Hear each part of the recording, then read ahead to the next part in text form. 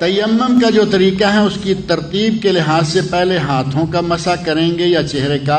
سنت رسول کے مطابق پہلے چہرے کا مسح ہوگا۔ نبی اکرم صلی اللہ علیہ وسلم نے جو طریقہ بتایا ہے وہ ہے کہ زمین پہ ہاتھوں کو مارو، ان میں چھوٹی سی پھونک مارو کہ اگر گرد و غبار زیادہ لگ گیا تو ذرا کم ہو جائے، اور ان کو اپنے چہرے پہ پھیرو، اور اس کے بعد دونوں ہاتھوں کو ایک دوسرے کے اوپر پھیر دو۔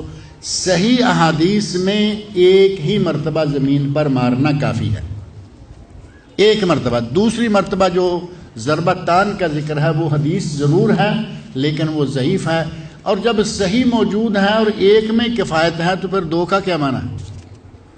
اور مسح صرف چہرے کا اور ہاتھوں کا ہے۔ اگر کوئی کہے کہ میں اب یہاں بھی مسح کرتا ہوں، پاؤں کا بھی مسح کرتا ہوں، تو پھر یہ تیمم تو نہ ہوا، یہ تو مٹی سے وضوئی کا آپ نے شروع کر دیا۔ تیمم ایک علامت ہے، ایک رمز ہے، اور وہ نبی اکرم صلی اللہ علیہ وسلم نے بتائی کہ دونوں ہاتھوں کو زمین پہ مار کے چہرے پہ مارو اور دونوں ہاتھوں کو آپس میں ایک دوسرے پر مال لو، اتنا ہی کافی ہے۔